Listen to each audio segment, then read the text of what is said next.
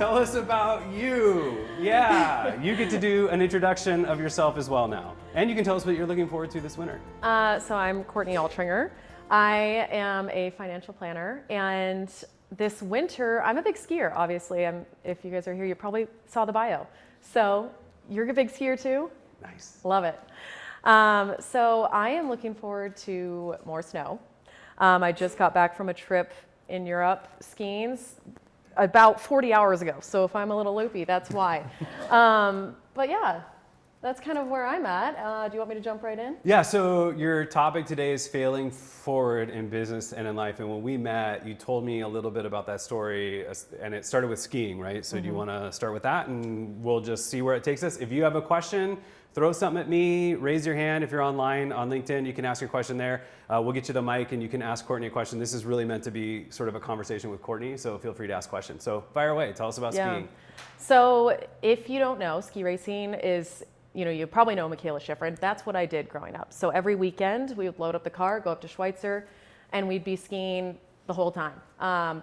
We would spend our time, with racing, training on a course, which means that you're running the same course over and over and over again. And you're always trying to improve your time and improve, your technique in the course. So with that, we'd go to races and you're doing all the training to make sure that you have, your perfection kind of dialed for the two races that you have. And with growing up with that, I, was pretty good when I was younger. So I would end up winning races. I'd end up racing a level above. And, I ended up having these dreams and goals to make the US ski team. And, at the young age, that seems very far away. And at age 15, that's when you start looking into it, and that's where they're looking at you, seeing if you can make it onto the US ski team. They call it the development team, and then there's, the C, B, and A team. Unfortunately, once I got to that point, there were all these people around me that were getting chosen, and I wasn't, even though I was really still in the same realm, but there was something that I was missing that wasn't making the cut. So it was pretty heartbreaking at that point in time, and I really had to make the choice on, do I want to keep going with this, or is it going to be that I don't make this one certain goal, so I'm done?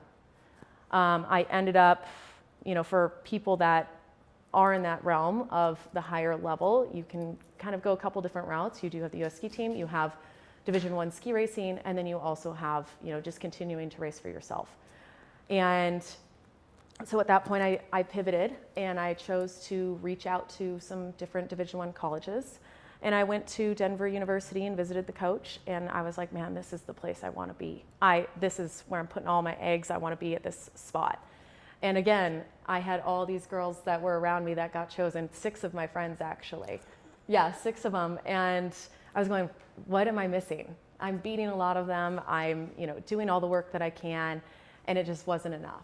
So I was pretty heartbroken again at that time. And my friend looked at me, actually one of the ones that was going to Denver University, and she's like, Courtney, there's nothing left for you here. You need to, figure out something, because there's nobody left for you to compete with. You need to find a different route. And so she helped me write up an email that we sent to every Division I college that had a ski team. And I ended up hearing back from a few of them, and this was my senior year spring. So the time was short that I had to make a move. And I ended up going to University of New Mexico and visiting, and I was, kind of thinking to myself, well, it's sunny here, it seems nice. I think I can make this work. And I liked the coach. So I ended up committing to them, and I showed up at this school, and I was awful at everything. I mean, I sucked. We would be doing this dryland training, and I was the only freshman on the team. So everybody else was at least 2 to 3 years older than me. They had been doing it for a long time and already felt like a fish out of water. And they would have us balancing on things and lifting things and doing all these different things, and I was awful. Like I would get picked last on soccer teams all the time because I was terrible. And I just kept telling myself, like, this is going to get better. This is going to get better. I promise, And I stuck with it, and I really worked on, trying to hone in on the things that I was bad at. And then we go into the fall where we do our preseason training, and I was awful there too. I thought it was going to get better. It did not. I could hardly finish a course. And so at that point, I was like, man, okay, we're going into the first race of the year. I have no idea how this is going to go. I'm not sure if I've earned my spot here, but I'm, going to give it my all. And I ended up actually placing the top for the girls on my team. And I was kind of shocked. But I think that at that point, my expectations were low, and I was willing to put it all on the line because there wasn't anything to lose. So following that, my season just continued to get better and better, and I felt really, grateful for that. I would go into the summer season and I'd write down everything that I was bad at, and then I would just really try to focus on those things and improve and get better, and it worked. All in all, I ended up being able to become an All-American and MVP of my team for a couple years. And, in that senior year, I got to the point where my dad was saying, okay, he was a financial advisor for 30 years. He's, you can come into this business if you want.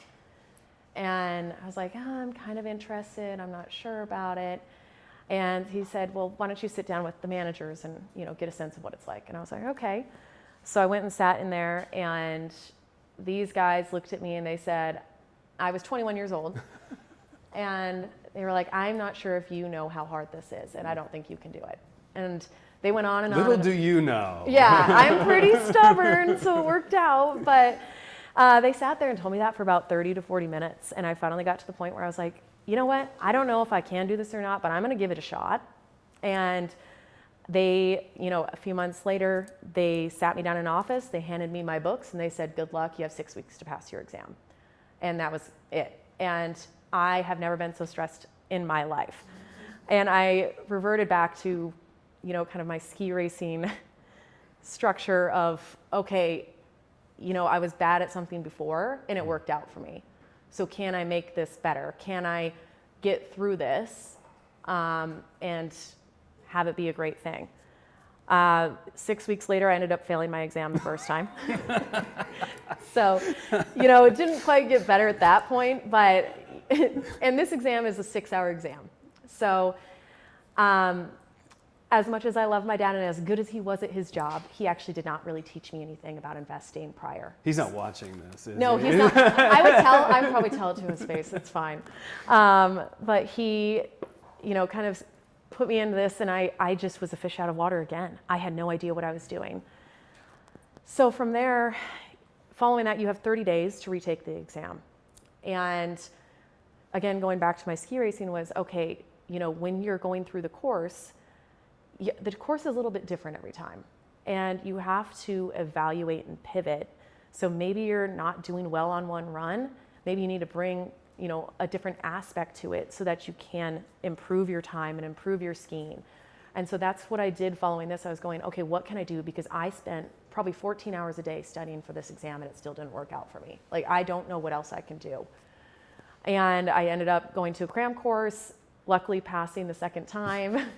And then I got through 2 other exams. And then that started off into going into my work and still drinking from the fire hose. I have no idea what I'm doing. I'm trying to figure this out. I'm trying to learn everything while also, getting new clients, and I'm not sure which route to go. So with that, I ended up deciding to try and take another exam. I don't really know why. I think that I like to torture myself sometimes.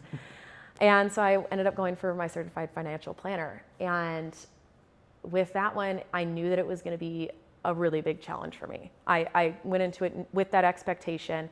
It took me probably 2 years to go through the coursework. And then you have another 6-hour exam, and you basically study for 3 to 4 months leading up to this. And I would get up at 4:30 in the morning. I would study for an hour, do flashcards. I'd go to work out for an hour. I'd come back. I'd work from 7:30 to 2:30. I'd study from 2:30 to 4:30, take a little break. Then I'd study again from 7:30 to 9:30 every day. So I was exhausted. I was beat down. And I ended up going to this exam, and I failed. So I'm like, okay, back to my ski racing. Do I keep going? Like, maybe this isn't right for me. Maybe I need to do something else. And I chose to keep going. I chose to, like, okay, I believe that I can do this. So I continued on. I pivoted a little bit. What didn't work last time? What do I feel like I can do better? And, brought that with me, and I take it the second time and I failed again. So then my marriage is struggling. I'm struggling. I don't feel that I'm really making any progress on this. And I end up taking it for the third time, and I passed. And it was like, I was pretty much sobbing at the computer with the tentative pass. I was just so ecstatic with myself, and ended up, just getting through that really gave me a sense of, okay, if I can get through this, something that I didn't think I could get through. I failed twice, and it sucks to admit that you failed. It's not fun. I'm sure that everybody else can relate to that here. It is brutal, and it's something that we can be ashamed of, and so that's why I'm trying to speak about it now, because I just don't think that it should be. Everybody has failed at something. So following that, it's just really trying to continuously incorporate what am I doing in my job, and how can I pivot? How can I keep making things better and improve even just the slightest bit? And find the new thing that really works for me. And it's never a spot that you're there. You're always doing something else that you can improve on and kind of shape your life into a different way. Or maybe you had a client meeting and you tried one thing and it really didn't resonate. So then you're like, okay, I'm going to try something else, and it works for somebody else. And so I think that through it all was just really trying to evaluate where you're at, pivoting, seeing where you can improve. Awesome. All right, so I have tons of questions based on that. So if you have questions, you're gonna have to interrupt me. But the first thing I think I want everyone to do is write everything down that you're bad at. Like, what a hard thing to do. Yeah. But I understand the value in doing that. So can you talk more about that process? Because I think there's this school of thought, and somebody in here will know better than me, that you focus more of your time on the things you're good at and less of the time on the things you're bad at. But you were like, no, in order to succeed here and to pass this test, I do have to focus on what I'm bad at. And same with racing. So you can talk through that process a little bit more? Yeah, so I think that there's a little bit to be said about both, because for a long time I did focus on, I'm really awful at this and I need to improve. There is also something to be said about strengths that you have. And some things that you want to improve are great, but you also got to be realistic with yourself of, okay, maybe this isn't something that I'm going to be absolutely amazing Like, just at. never be good at that. Yeah, but you can always maybe make some slight tweaks to make it better. I think at least writing it down, maybe you're able to confront, okay, these are the things that I'm maybe not so great at, and maybe which ones can I improve on, and which ones I'm like, I'm never gonna get good at this, right? Yeah. I always tell people, I hear this a lot in business, and maybe some of you have heard this, I'm not good at technology. That's something that just drives me nuts because it's a learnable skill, right? You can take a course. The Startup Spokane has access to LinkedIn Learning, right? We can get access to that. You can take a course, you can learn something, you can get good at that, but maybe there's something else that you're like, I'll just never get good at this, right? Yeah. Oh yeah, for sure. Yeah, mine was soccer. My team loved playing soccer. It's not gonna be something I'm good at. Let that one go. Yeah, and then as you get older, it becomes more of like an internal deal of like, what's something I'm bad at? But then you really gotta focus on what am I good at and what should I lean into? Because there's some things about yourself you're not going to change. Well, and then I think if you're focusing on the things you're good at, you might find, especially in the business context, these are the things that separate me from maybe competitors or people that I'm working against or working with. These are things that make me different and become something that you can pitch to somebody or say to something or put in your elevator pitch, right? When you introduce yourself, right? Those are things that you could highlight. Yes, definitely. There's something else you said about, does somebody have their hand up? Oh, Brooke. Okay, Brooke. Oh wait, you gotta wait for the mic. Sorry, we gotta. Oh, it's very real. I think I heard in your story the strengths of focus, discipline, maximizing, right? Like, so I would think of the dichotomy between like should we focus on our strengths versus our weaknesses as like, it's not about the task, it's about the tools you use as you come to the task, right? So the strengths of focus and discipline and maximizing, those are remarkable. Not everyone has that. Like even just the bit about I would get up and I would study and then I would work out for an hour and then I'd work from 7:30 to 2, yet not my gift, right? That is a unique strength that you have that you were able to deploy in multiple different scenarios here, right? The focus and the discipline of sticking with finding sticking with your ski racing career, right? So I would reframe maybe in that way that the weaknesses and creating a list of things I'm not good at. I imagine that the list was like very specific about related to skiing, like I need to get better at these particular. It was physical. Yeah. So that I think is also the difference. It was, you know, and one thing I learned over the last years, some things that I think are my weaknesses and my drawbacks are actually other things that people perceive as my strength. And so trying to reframe that so that I'm not just stuck in this like, oh, I'm so bad at this, I'm so bad at this. And then, you know, somebody else is like, well, that's actually what I admire about you. Yeah.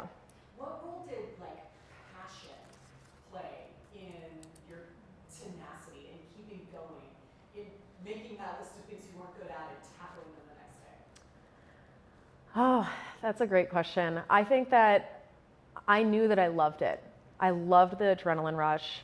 I loved the people that I was surrounded with, really quality people. And so I knew that I was having fun. Yeah.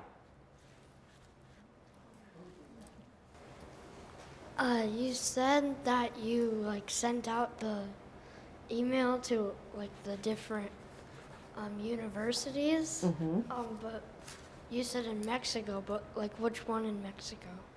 The University of New Mexico, so the one in Albuquerque. Yeah. I'm so glad you brought that up because I want to double back to that. That was something else you said, that you knew you wanted to do this, you knew you were passionate about it, and I think you said you had nothing left to lose, so you emailed all these schools. Something I try to talk to businesses about is act like you're going out of business now, not when you're going out of business. So many people wait until things are already bad to get desperate. And I'm like, get desperate now. Yeah. Do the things that you don't think you would be comfortable doing. So emailing all the D1 schools, right? If you're desperate in your email everybody you know and tell them what you're doing, right? Have you used that same desperation in your business to like help grow it and to take over, you know, your dad's business and things like that? Yeah, in some ways, for sure. I think that it ends up getting a little bit overwhelming because I end up being like, oh, I need to do more. I need to do more and more and more and more and more. And it's not sustainable. So I think there's a balance there. I think it's very good to have that mindset of like, don't wait until the end. You got to keep it going. But you got to have a little bit of, you know, leeway where you're working on it and still taking your breaks. So. Yeah, although I will say your schedule, and like what Brooke mentioned, I'll add discipline to her list. You knew what you needed to do and you created a schedule and you stuck to it. And again, I go back to, if you're desperate in business, create a schedule and say, I'll do, you know, I'll prospect or I'll do this and that from this time, then I'll work on the work I need to do, take a break, you know, you fit in still taking care of yourself. I think those things are important, but there's a lot to be said for your discipline and how to execute that in the business environment, right? Yes, definitely. I mean, it helps tremendously to have a schedule and to be able to plan ahead and say, okay, these are the times that I'm going to be doing this. But like you said, you got to work in taking care of yourself. And yeah, it's a hard balance, but I think that it really does pay off. And the mantra that I kept chanting to myself when I was doing this studying and working was short-term pain for long-term gain. So like, you know, I knew that was a time frame. I think there's going to be seasons of your life where you're working your butt off and that's going to be great.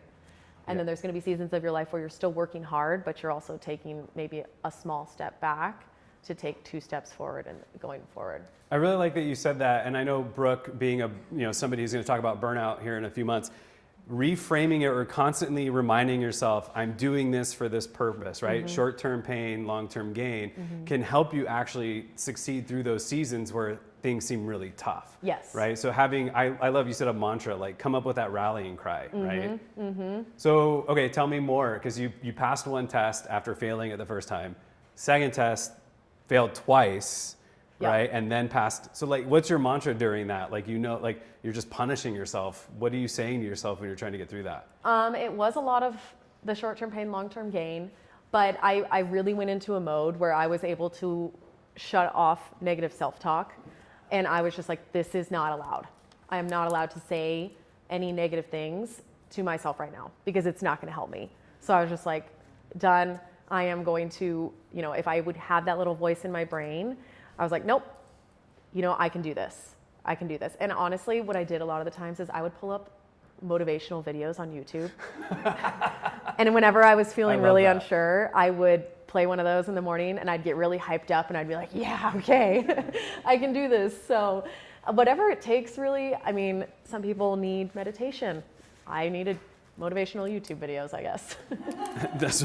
There's something else you said, and I think most people who either own a business or have worked in business can identify with, which is this idea of feeling like a fish out of water. Mm-hmm. Can you talk more about that? Because I think a lot of times, if you start a business, or we've got 3 students here in a startup, they might feel like we don't know what we're doing. What right do we have to even do this? Like, how did you keep going through those moments where you really felt like you were out of your your normal environment? Yeah, one thing was you don't have to know everything all at once. And that's one of the things that I still struggle with today. But it is true. You can take your time. You've got to learn a little bit. And I think there is something to be said about younger people going into business. You have a little bit more tenacity sometimes to learn and to get things done. So I think that can be an aspect that, bringing into your interactions in business can pay off. Yeah, but I think not knowing everything all at once is a good one. You're going to learn it over time. Sean's got a question, so somebody, thank you. Yeah. I think there's 2 topics here that I would love to, maybe over coffee sometime explore a little bit more, but I think it's range and I think it's adversity. Mm-hmm. Our society has, I think, erroneously idolized specialization. Mm-hmm. We've taken, if we're going to use sports as the analogy, I'll use Tiger Woods, right? It's golf clubs in the hand at age 3. And then it's golf clubs in those same hands for the next, 30, 40 years. Mm-hmm. That is not the path. The path has to be wider than that. And I don't think your journey's done, right? And so you've gone through, and it's sometimes at your own, merciless drive, put yourself through absolute misery. Yeah. And sometimes that's thrust upon us, and sometimes we choose that path.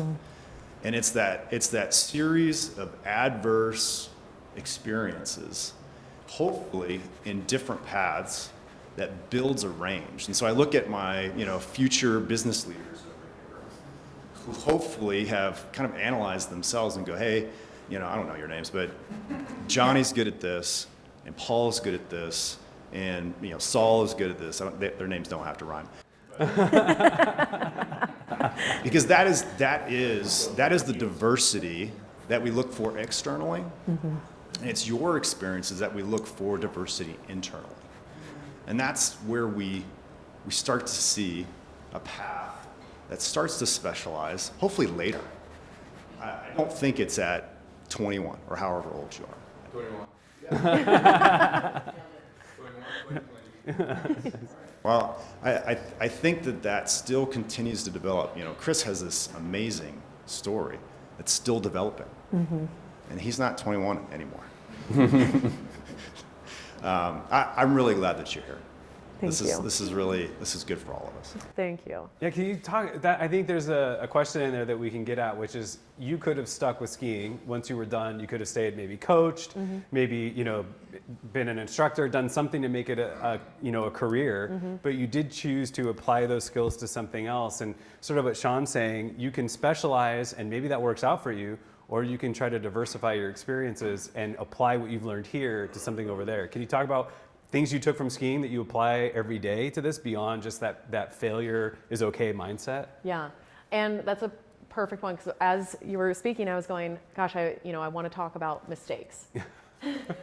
And One of the things in ski racing is, when you're doing these runs every time, maybe you're going into the race and you have 2 chances and you might make one huge mistake and you think that, you're done. You're not in the race anymore. Like it's not going to work out for you, but you have that choice to either keep going or pull out. And a lot of the times when you're in it, your mistakes that you have made seem so much bigger to you, and somebody that's watching is going, oh, that wasn't that bad, but it felt really bad to you. Mm-hmm. And so that's one of the things that I do try to bring into my work is where like maybe I make a mistake and I'm feeling pretty awful about it, and then somebody else is going, that's not a big deal. And then always trying to learn from it. So if you're going into a course and you're thinking about, okay, I need to make sure I've learned that when I go onto a steep pitch, I need to move forward. And if I don't move forward, I'm going to fall behind. Mm-hmm. And so over and over again, those things. When you see that, you got to make those adjustments and try to learn from the mistakes that you had previously experienced. Horatio, go ahead. Thank you. Courtney, it's incredible.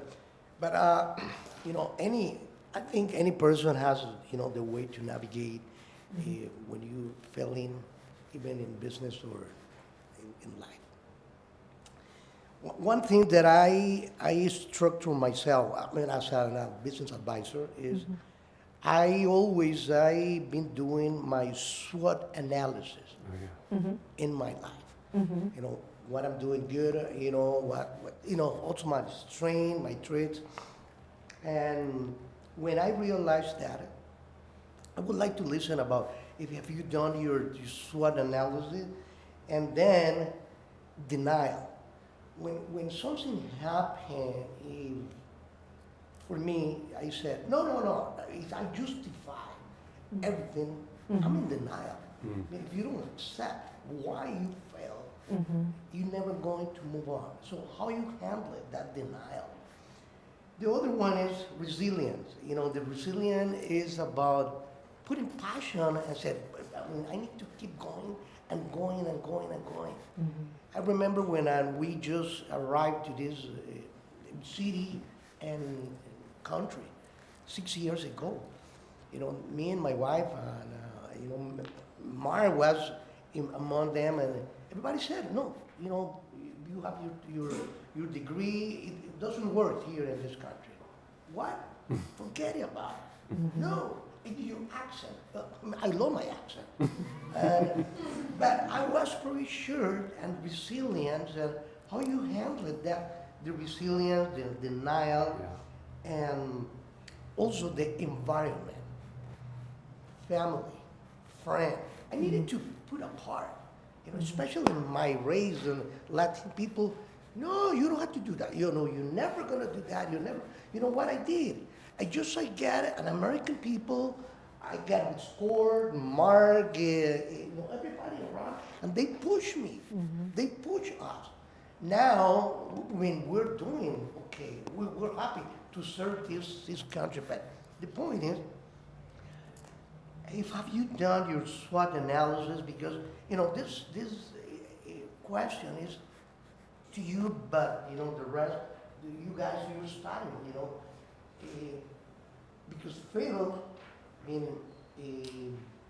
I teach by mistake. Mm-hmm. So, what's mistake? My mistakes. Mm-hmm. Is the best thing that I have done. So, about SWOT analysis on your case and resilience, it's passion and discipline, and in the environment, and the most, the word is, for me, is resilient, every morning. And it helps, be great, grateful, every morning, things that I'm drinking a coffee, things that I'm help to do that. Thank you. Yeah, so denial, he talked about that. Mm-hmm. How do you avoid that? Resilience, SWOT analysis. Pick one, or pick all of them. How do you want to, dig into that? So I think denial is a good one. I think you really have to be self-aware. When you're looking back at maybe a mistake that you made, and you got to sit there and go, when I'm looking at this from somebody else's perspective, what's really the case here and taking ownership in that and being able to look back and go, that was on me. I could have done better with that. And I think that honestly, being able to take a step back and look at a different perspective is helpful. I mean, for me, it releases a lot of the stress when I'm just like, that was on me. I made that mistake and I can do better next time. So yeah, I think it's self-awareness with denial. Yeah. Does that answer your question? One other thing that you mentioned, and I think, again, as business owners or people in business, especially if you're doing any kind of sales or business development, you'll feel this one. You said everyone was being chosen and I wasn't. Mm-hmm. And it's really easy to start going, all my competitors are being picked, but me, what is wrong with me? Like how, and I don't want to like give away what I think the answer is, but you had some in your life who kind of helped you. So can you talk more about like how you overcame when everybody's being picked but you, and that mindset that maybe that created? Yeah, that was tough. I mean, it was every one of my friends that was getting picked for these things. And I was kind of the lone wolf left, it felt like. And it didn't make sense. I wasn't sure what I was doing wrong. And I think that it is a lot of who you surround yourself with and making sure that you have people that are in your corner wanting you to do well. And I mean, one of my friends was one that was going to the school that I wanted to go to. Mm-hmm. But she saw and she was like, you got to do something else. So having those people that can see from a different view, that are willing to say, there's nothing left for you here, try something else and I'll help you do it. That's a big thing to have in your life, is to just really have people in your corner that want you to do well. And that's hard to find. Yeah, so a little bit of mentorship, right? Yeah, a little bit of mentorship. I think a lot of just, creating the people around you. I think that's it. So, maybe if you find yourself in that situation where it does feel like everybody's getting picked, maybe you're not getting the business you need or you're not picking up clients, is to maybe sit with somebody who can see things differently and say, here's what I think's going on, or here's what's happening, give me feedback. But you have to be willing to hear that, right? Like how hard was it for you to hear your friend say there's nothing left for you here? I think it was pretty obvious to me, but I do think that accepting feedback is a very big challenge. And you have to be in the right headspace to do that. And not everybody is, not all the time.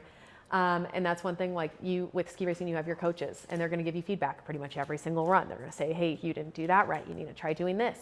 And there were some coaches that I accepted it from and some that I didn't. Not my brightest thing.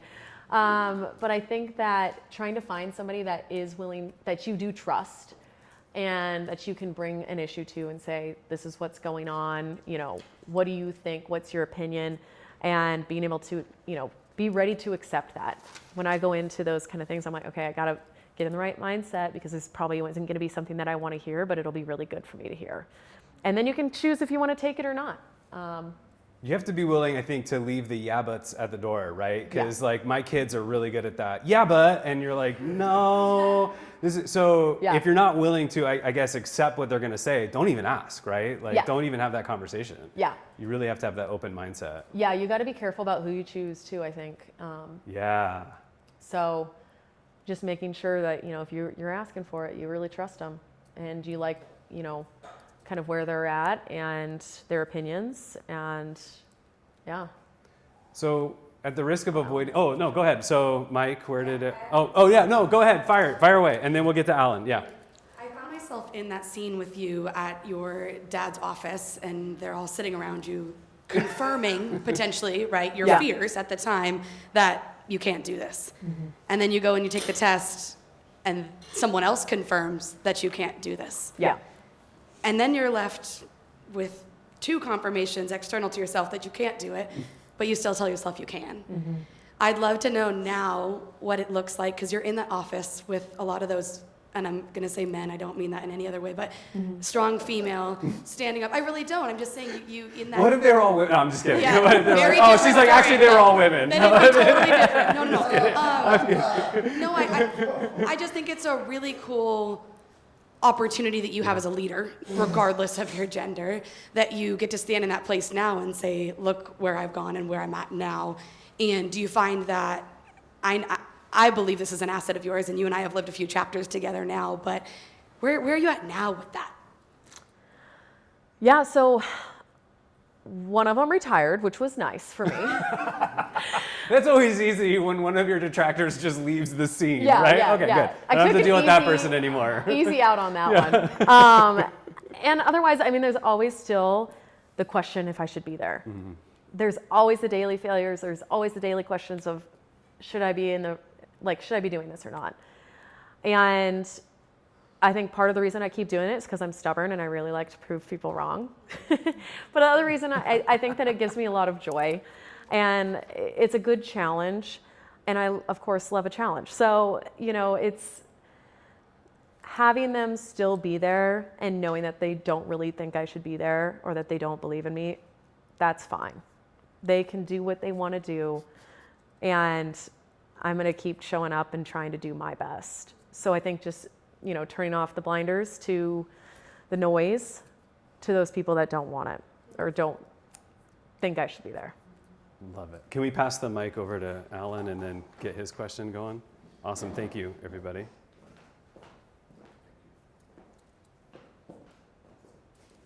Thanks for sharing your story. And this just may be semantics, but when you use the word failure or failing, sometimes, especially younger people, may equate that to failure.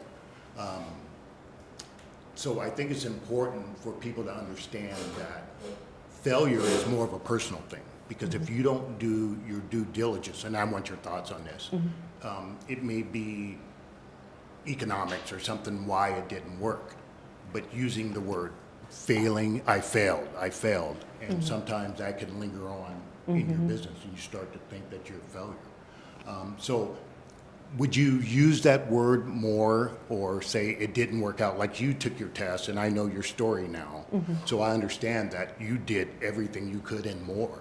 But other people would probably think that, start thinking, I'm a failure, using that word. Yeah, I think that's a good point. I think it really depends on the person. I think that for me, trying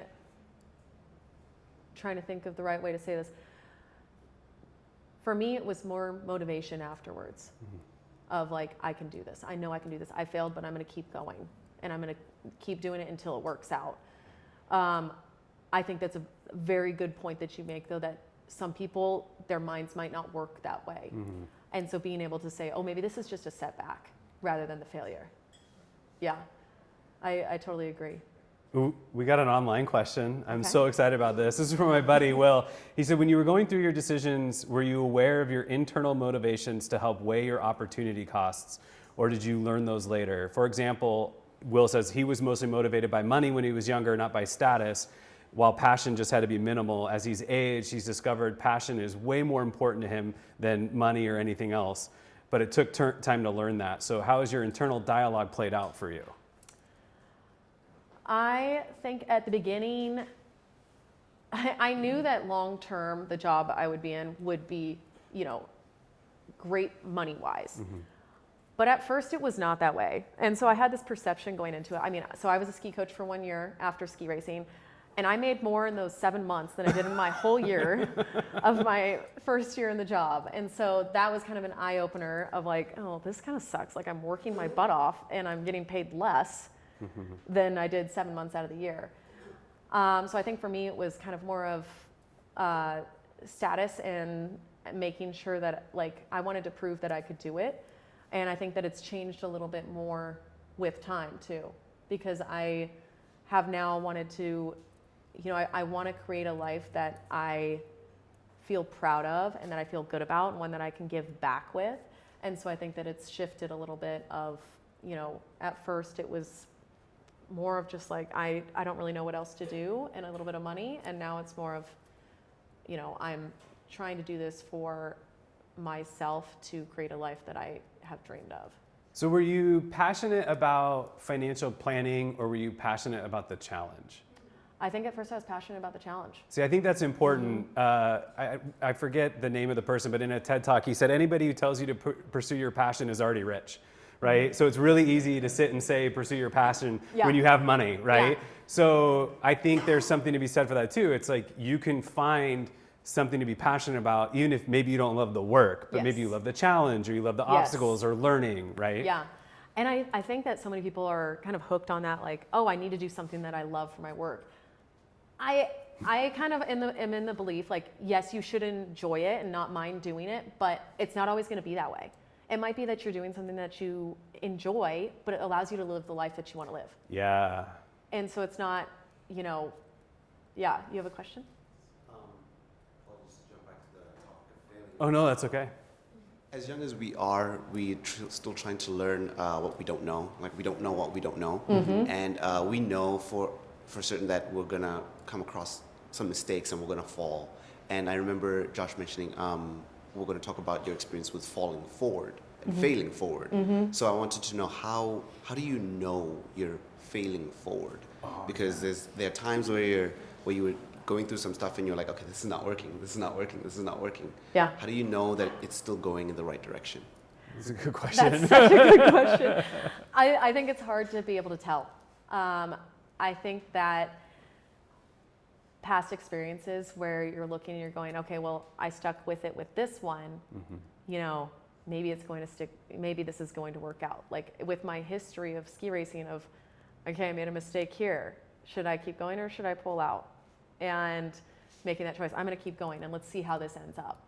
So there's not really, I think that failing forward for me is like continuing to move forward and making mistakes and trying something new and seeing how it works out. Because I mean, if I had a crystal ball, man, I would be doing really well, but I don't. And I think it's really just staying committed to your belief in yourself. And, you know, I think you got to pivot sometimes, but that's okay. You're still moving forward, You're still right? moving forward. It's just a slight V in the road. So, yeah, I mean, good question on that one. But I think you just have to kind of trust in the process.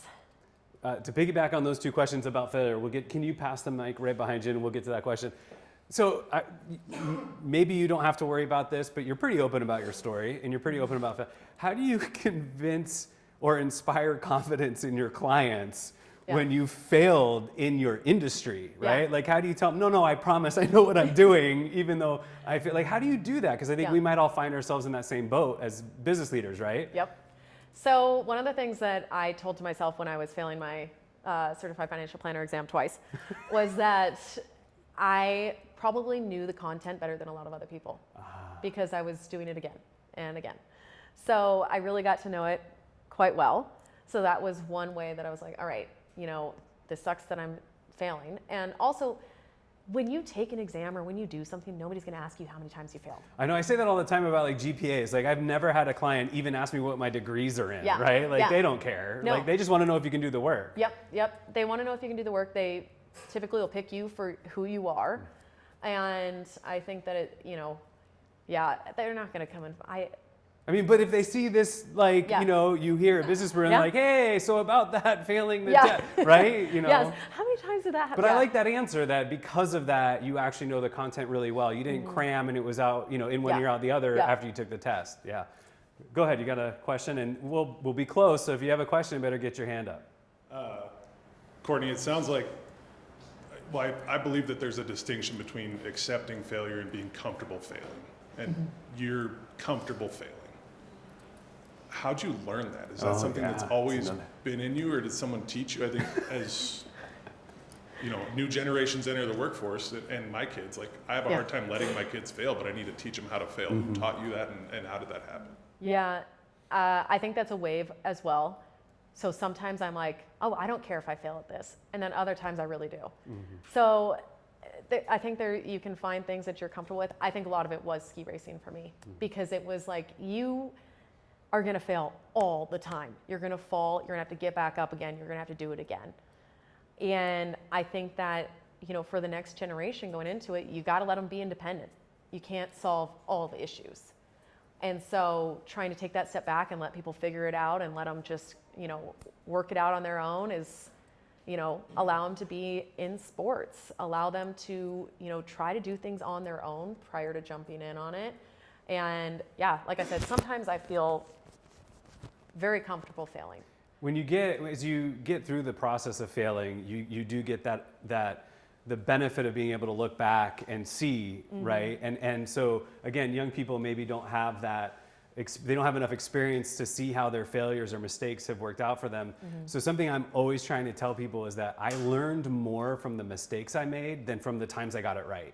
And to really just try to encourage even just other business owners, you'll learn more from this than you did if everything went smooth sailing. Absolutely. Yeah. And I think that really encouraging people, the next generation of like, hey, did you see that? You got back up again and you tried. Like, that's what's important. It does not matter what ended up happening, but you got back up again. Yeah. Go ahead. Yeah, so I'm thinking back to your story with your friend who had to kind of deliver you the hard truth.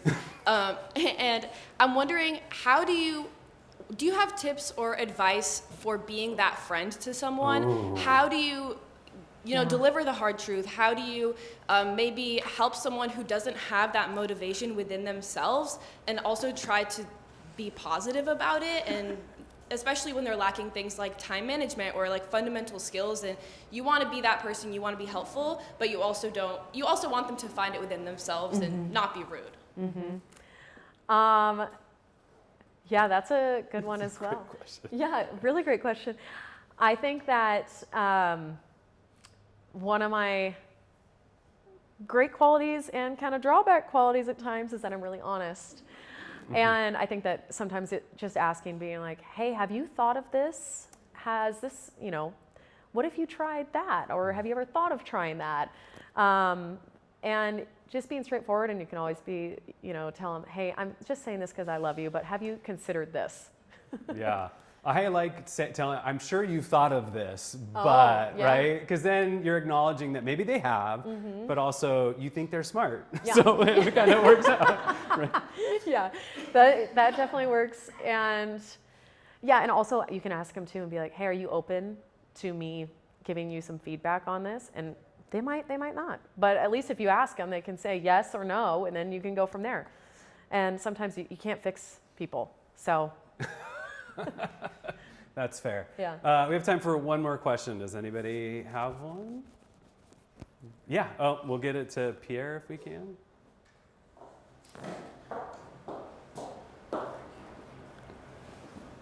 Yeah. So mine is very simple one. How do you get comfortable with failing? Because we usually fear. I do struggle with that still. Like I said, there's some things that I'm totally fine with failing at. And I don't care if people see me. I don't care if I trip and fall and I get up and I start laughing and it was in front of a whole group of people. That doesn't bother me. But I think that in business, failing is really hard for me.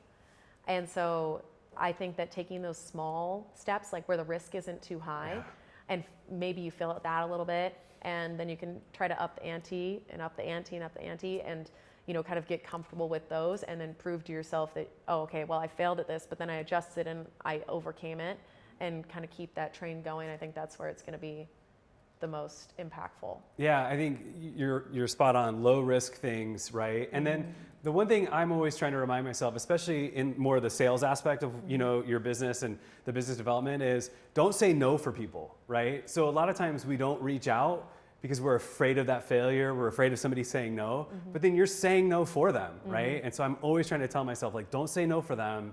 You've got to let them, give them the opportunity. And honestly, a lot of times they don't say no, right? Yeah, low risk. All right, big round of applause for Courtney. Thank you so much.